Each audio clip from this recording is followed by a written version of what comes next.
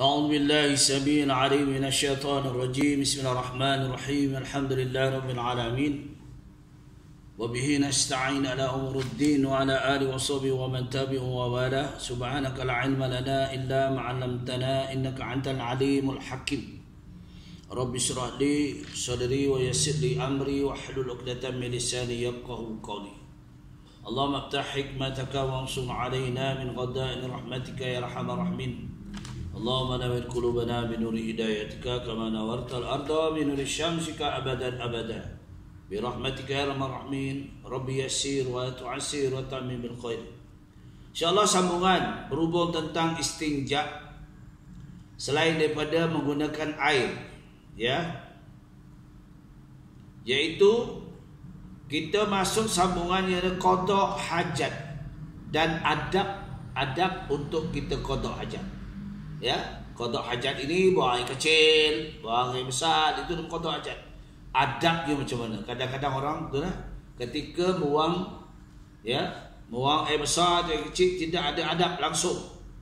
Ni. Di sini ulama menyusunkan kaedah kita nak qada hajat ataupun buang air kecil atau buang air besar. Apa yang dimaksudkan dengan qada hajat? Qada hajat ialah buang air kecil atau buang air besar. Itu ialah bagaimana adab semasa qada hajat itu. Kita nak pastikanlah, ya. Kita sebagai orang Islam, kita ada peraturan kita, ya, untuk qada hajat.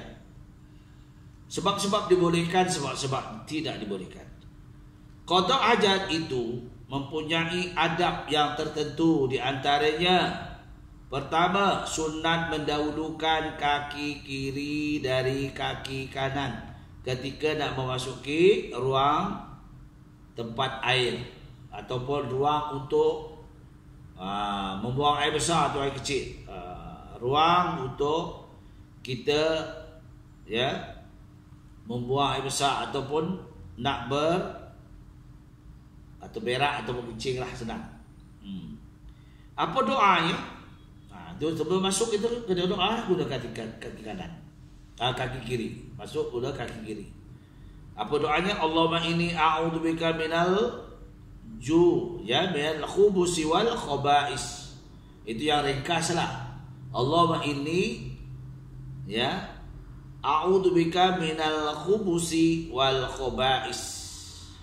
Ya. Ya Allah, aku memohon perlindungan darimu, ya Allah, ketika aku, ya, qada hajat. Ataupun di dalam kitab Bidayatul Hidayah ada di bawah doanya. A'udzu billahi minarjisin najisil khabisil mukhbish syaitanir rajim. Tempat tandas itu tempat syaitan. Kita kena masuk mulakan kaki kiri. Inilah baca doa yang ringkas. Keduanya, sunat mendahulukan kaki kanan dari kaki kiri ketika keluar dari tempat buang air itu ataupun tandas, toilet. Keluar, ya. Apa ucapan kita setelah kita qada hajat selesai, kita basuh, ya, basuh najis kita qada. Tadi qada hajat iaitu buang air besar, buang air kecil. Maka kita keluar mulakan kaki kanan. Alhamdulillahilladzi azhaba 'annil adza wa 'afani, ya. Alhamdulillahilladzi azhaba 'anni, ya, al-adza wa 'afani. Minta segala puji bagi ya Allah yang telah mengizinkan, ya, dan memohon ampunan kepada Allah. Yang ketiganya, haram menghadap kiblat. Kecuali ya, dalam tandas yang tertutup, ya, tandas yang tutup. Kadang-kadang tandas itu menghadap kiblat, ya. Tengok orang yang buat lah. Kalau boleh janganlah menghadap kiblat lah. Kalau kita buat rumah, pastikan tandas itu tidak menghadap kiblat. Kiblat utara ke selatan ke, jangan belah timur, ya. atau membelakanginya, memakai kiblat ketika qada hajat. Kalau dalam tandas tidak apalah, tapi kalau di luar tandas, seperti ya di mana-mana kita berada di luar daripada bukan bilik air, kita pastikan jangan kita menghadap kiblat. Jika tidak ada dinding di antaranya dengan kiblat, disyaratkan tinggi dinding itu sekurang-kurangnya 2/3 hasta, dan kedudukannya dari dinding itu tidak lebih daripada 3 hasta. Adapun menghadap kiblat atau membelakanginya ketika qada hajat pada tempat buang air yang telah disediakan, maka tiada haram. Tiada haram hukumnya. Walaupun dia dibina ya toilet itu ataupun tandas itu membelakangi kiblat. Tapi kalau boleh di rumah kita, janganlah, sebab hukumnya makruh. Hukumnya makruh. Kita sedang sikit lah buat rumah. Kita pastikan buat rumah ni kita kan tengok dulu, cari juru ukur yang betul mana tuju kiblat. Jadi senang kita untuk kita berjemaah. Di rumah kalau sengit macam tu nak jemaah pun condong payah ya. Tu dia pastikan. Haram qada hajat di atas kubur. Jangan. Kita sampai hati. Kalau macam mana mau kita pergi ke kuburan, kita nak qada hajat, kita carilah tempat di luar daripada perkuburan. Haram hukum. Jangan. Yang kelimanya makruh qada hajat pada tempat-tempat berikut. Apa dia? Pada atas air yang tenang. Dia pancut di atas air yang tenang. Ni. Air tu air tenang, air parit ke? Ataupun air telaga, dipancut kat sana. Jangan. Ya. Tak boleh. Jadi kita adalah adab dia ya. Tak boleh. Hukumnya makruh ya kalau kita membuat. Pada air yang mengalir, tetapi air itu sedikit. Sedikit air mengalir tu. Ya, tak boleh. Di bawah pohon yang berbuah, pening kepala. Pokok tu bening tak? Tengah berbuah pula. Dipacutnya kat bawah pokok durian. Jadi masam pokok tu. Buahnya nanti. Jangan ya. Ini ya. Jadi di bawah pohon yang berbuah, sama ada pada waktu pohon itu berbuah ataupun sedang memutik. Tak boleh lah. Baru di jalan tempat orang lalu lalang, melampau betul. Ni kita ada adab lah. Dan di tempat orang yang bernaung, sama ada dari padang panas ataupun hujan, pastikan tempat tu tak ada. Pastikan tu tempat itu tidak ada apa ni, tidak ada orang bernaung. Ni tempat orang duduk pula kita buang air. Ya. Walau ataupun di lubang-lubang tanah yang bukan disediakan bagi qada hajat. Ini dah kalau kita pergi ke laut, ada tempat apa ni? Ketam tu ada lubang-lubang tu dipancutnya situ. Jangan dah ya. Dia pun menyumpah ya. Makruh membawa sesuatu yang ada padanya tulisan Al-Quran ataupun nama-nama yang dimuliakan seperti nama Allah, nama nabi-nabi dan rasul-rasul ketika qada hajat. Kalau kita ada cincin ya, ada kalimah Muhammad tanggal pun dulu. Ya, kadang-kadang udah ada kopiah apa ni, songkok hitam tu ada kalimah Allah. Tanggal dulu, jangan dibawa dalam tandas. Jangan. Tak ada hormatnya. Itu qada hajat. Tak boleh ya. Maka kalau kita nak jangan. Sunat menutup kepala. Sunat. Kalau kita qada hajat, tutuplah kepala ya. Sunat ya. Sebab apa? Kalau kita tutup kepala, takuti kita takuti ada syaitan tu kencing atas kepala kita. Tak bila air tak. Ya. Iaitu sunat menutup kepala walaupun dengan satu tangan. Gitulah. Ya, dengan tangan kiri ya. Ketika qada hajat. Kemudian sunat memakai kasut atau selipar ketika masuk ke dalam tak qada hajat. Di bilik air tu biasalah kita di mana-mana pun ada istilah kasut selipar. Kita masuk bilik air, sama ada bilik air tandas di situ kan, ada selipar. Dan kita kalau berwuduk di bilik air, jangan lapaskanlah kalimah. Ya, usalli, usal, nawaitu, ya, kita uslah. Kalau kita lihat, nawaitu raq'al adasi, asghari, akbari, jangan lapaskan. Kita dalam hati je. Sebab kalau bilik itu bilik mandi tak apa, tidak ada kawah tandas tu. Kalau ada kawah tandas tu tak bolehlah hukumnya makruh, ya. Jangan kita buatlah. Sebab tempat mulia tak apalah kita kalau mandi tempat itu, sebabnya kita seboleh-bolehnya kita buat bilik mandi satu khas untuk bilik mandi, satu khas ada tandas. Jadi itu. Jadi kalau nak campur sekali, tapi kalau di flat ataupun di apartment, di kondo, itu biasalah campur, ya, bilik air dengan tempat najis untuk melabur tu, untuk kita qada hajat. Biasalah bilik pun ada bilik air tu ada dua je, satu ruang tamu, satu bilik pertama. Ini biasalah. Kalau ada 4 bilik, adalah 2 bilik, ada 3 bilik untuk bilik air. Tu ini ya, biasalah.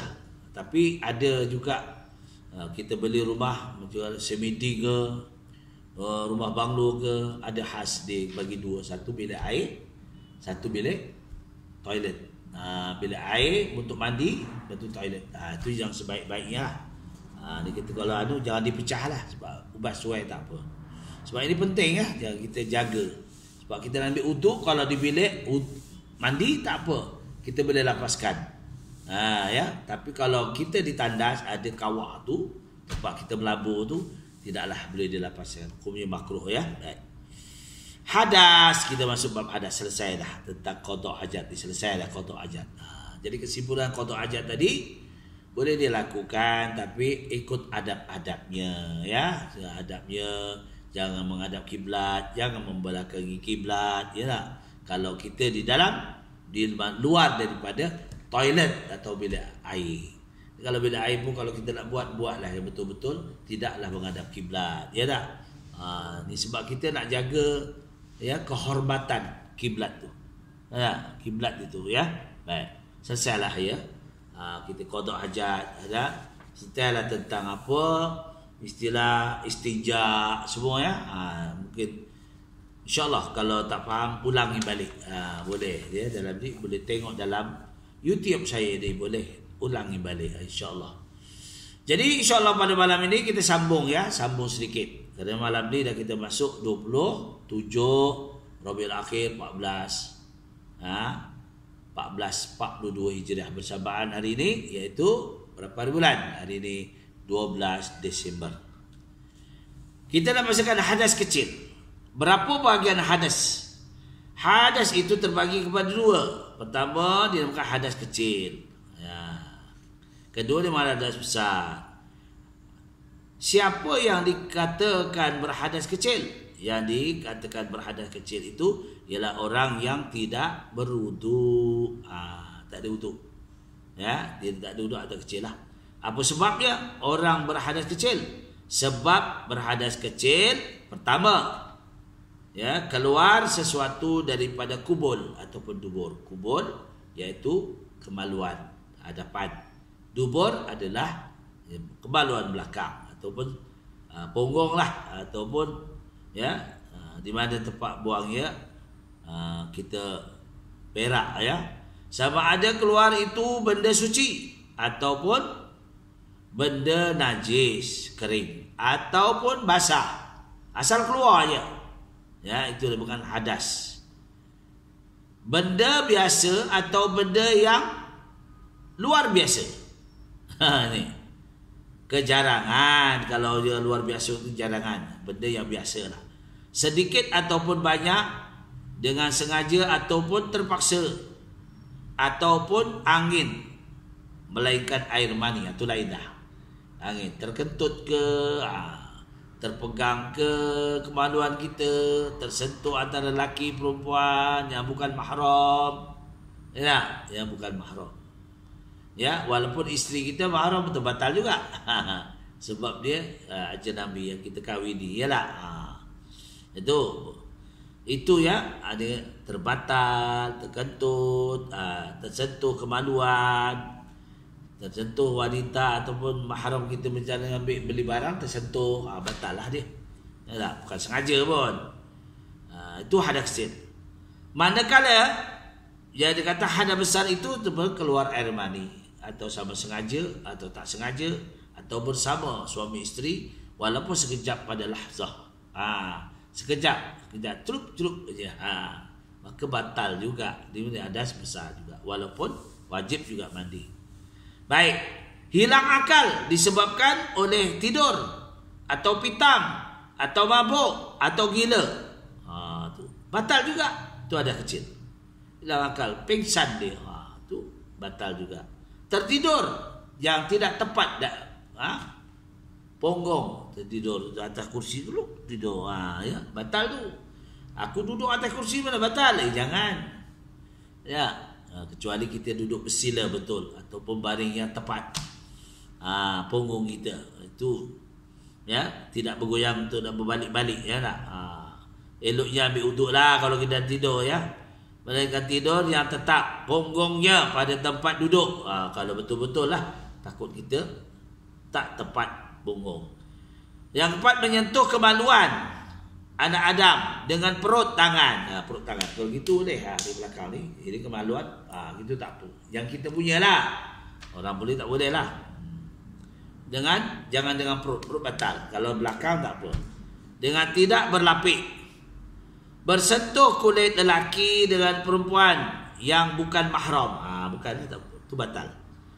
Berapa perkara yang diharamkan ke atas orang yang berhadas kecil? Yang diharamkan ke atas orang yang berhadas kecil ada 4 perkara. Pertama, sembahyang, tak boleh sembahyang. Kedua, tawaf, tak boleh. Ketiga, menyentuh Quran, mengangkat Quran. Menyentuh Quran, mengangkat Quran. Bila kata kalau Quran itu terjatuh, kita nak selamatkan, itu diharuskan. Ya, takut dipijak orang, segera-segeralah. Apa hukumnya mengangkat Quran yang ada tafsiran bagi orang yang berhadas? Tiada diharam, yakni harus ia mengangkat Quran yang ada tafsiran dengan syarat tafsiran itu lebih banyak daripada ayat suci Al-Quran. Terjemahannya itu banyak sangat, ya. Apa hukumnya mengangkat dinar atau wang atau kepala cincin yang tersurat padanya sesuatu daripada Al-Quran? Tiada haram. Ni tanda untuk kita cop pribadi top, ya. Kemudian bagaimana cara menyucikan diri dari hadas kecil? Caranya ialah berwuduk, mengambil air wuduk, air sembahyang, ya. Cukup syarat je lah sembahyang itu. Ya, membasuh muka macam mana? Syaratnya jangan mercik, ya. Kalau air itu mercik, ya saya katakan tahalu. Kalau mercik dia dinamakan air mustakmal, tak boleh lah digunakan. Ataupun kalau air mutanajis sedikit tapi ada binatang yang ada darahnya cair nampak, itu tak boleh. Tapi kalau seperti lalat, ya, terampung cepat dia tu, tu tak apa. Darah dia kering, ya. Baik. Bagaimana caranya menyucikan? Itu ya, hendaklah berwuduk, mengambil air sembahyang. Hadas besar, siapa yang dikatakan berhadas besar? Yang berhadas besar ialah orang yang melakukan atau berlaku ke atasnya perkara-perkara mewajibkan mandi. Ya, apa dia? Yang mewajibkan mandi. Perkara yang mewajibkan mandi ada 6 perkara, iaitu bertemu 2 khotan. Lelaki dan perempuan bertemu 2 khotan, walaupun bertemu atau istilahnya bersetubuh, iaitu dengan memasukkan khasafah zakar sekadar ke dalam parash perempuan, isterinya. Ya, tak kira lah isteri, bukan isteri pun, tapi isteri je lah. Walaupun air mani tidak keluar, ya, tak keluar air mani. Belum keluar air mani, tapi dah masuk, maka wajib mandi. Dia yang penting asal masuk. Asal masuk ke paras isteri kita, kepala je masuk ni, kepala lup, tak sampai semua dah wajib mandi. Ini ya. Keduanya keluar mani, sama ada ketika jaga ataupun tidur, dengan sebab bersetubuh atau bukan, dengan jalan biasa ataupun bukan. Ni itu wajib juga. Asal keluar mani. Keluar mani itu tengok gambar-gambar yang menyeronokkan sampai keluar mani, ataupun sama dengan isterinya bergurau-gurau keluar mani, tu ya, boleh menyebabkan keluar mani, maka wajib begini juga mandi hadas besar. Mati kecuali mati syahid di dalam peperangan di antara orang Islam dengan orang kafir yang menegakkan agama Islam, itu tak wajib mandi. Yang wajib kalau mati wajib mandi. Wajib mandi, bersihkan, dikapankan ya. Tu. Kemudian perempuan haid, yaitu darah yang keluar daripada rahim perempuan tiap-tiap bulan. Kalau sihat dia keluar tiap-tiap bulan. Dan kurang sihat tu kadang-kadang 2 bulan sekali, kadang-kadang 3 bulan sekali, kadang-kadang sebulan 2 kali. Macam mana? Tak, wallah alam. Ya, yang boleh bermula daripada ia berumur 9 tahun dia dah. Itu bagi perempuan ya. Perempuan umur 9 tahun tu sebab itu dah boleh dia berkahwin ya. Sebab perempuan ada lelaki lambat sikit lelaki ni. Baik. Itu yang mana apa ya istilah. Yang kelimanya nifas, iaitu darah yang keluar daripada rahim perempuan sesudah melahirkan anak. Itu juga dinamakan kena wajib mandi setelah selesai nifasnya. Berapa nifas tu berapa? Selalunya nifas itu iaitu sekurang-kurang 60 hari atau 40 hari. Tengoklah keadaan ya, kesihatannya macam mana ya. Kena beranak, beranak juga wajib mandi ya. Beranaklah, beranak tiba-tiba dia beranak tidak mengeluarkan darah langsung, juga wajib mandi ya. Seperti Nabi Sayyidatina Maryam, dia melahirkan anak tidak keluar langsung darah, bersih je. Bagaimana ibu Rasulullah SAW, Siti Aminah, melahirkan bayi Rasulullah SAW, tak ada keluar darah. Ni keistimewaan orang yang dipilih oleh Allah Ta'ala. Apa istilahnya?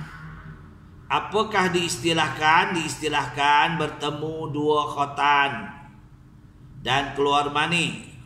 Diceritakan, diistilahkan sebagai junub ya, sebagai junub. Darah keluar ialah darah keluar dari rahim. Berapa macam darah keluar daripada rahim perempuan? Darah keluar yang lain perempuan itu ada 3. Pertama haid. Ya, bagi haid, keluar haid itu sebab perempuan ada haid, dia ada iddah kalau dia bercerai dengan suaminya.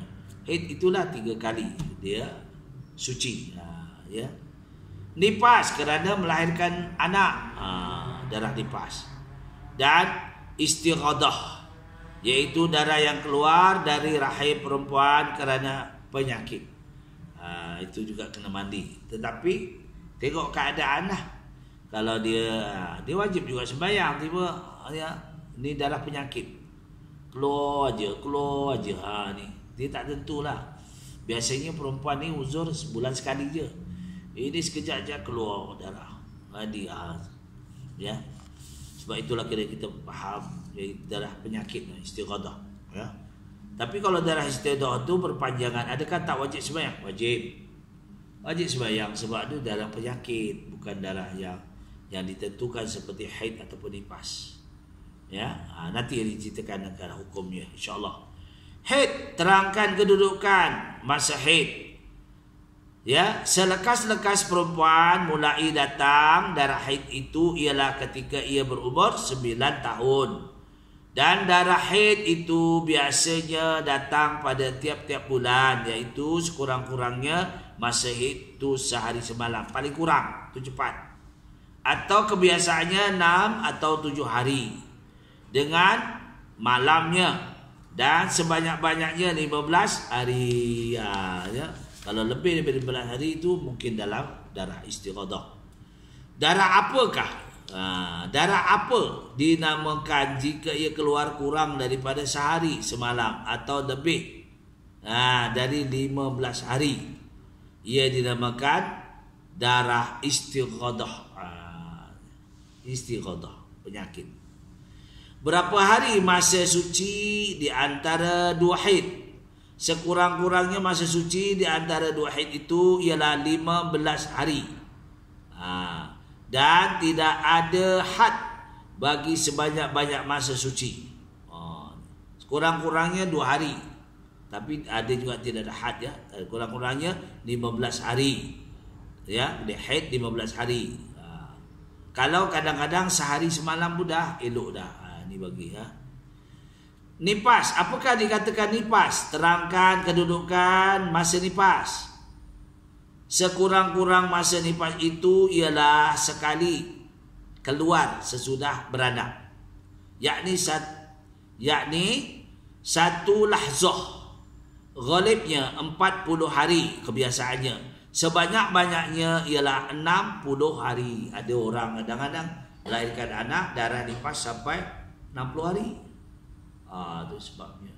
Sampai 40 hari. Ya. Ada orang sehari saja. Itu special lah ya, orang special ya. Terangkan kedudukan masa mengandung. Semengandung pula. Kedudukan masa mengandung. Masa mengandung sekurang-kurangnya mengandung ialah 6 bulan ya, 2 lahzah.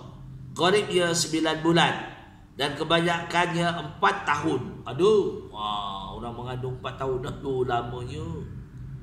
Ya, sebagaimana Imam Syafi'i alaihissalam, dia dikandung oleh ibunya selama 4 tahun. Tu 4 tahun. Jadi ada yang sekejap, kadang-kadang 6 bulan pun dah keluar ya. Dah cukup cepat.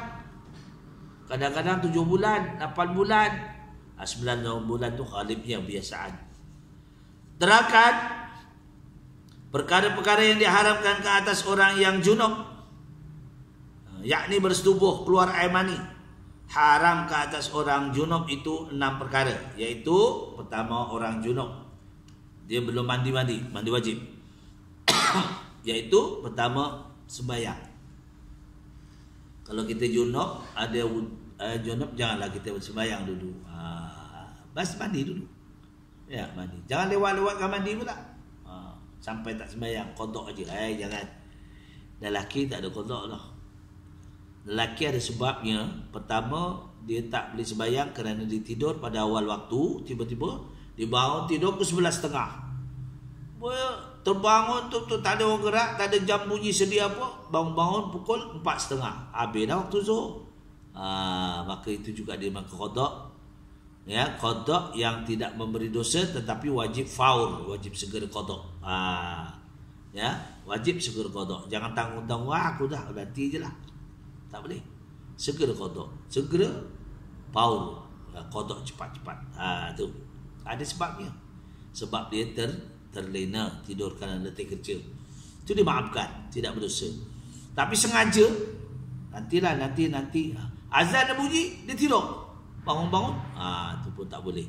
Sebab itu saja leka namanya. Ya.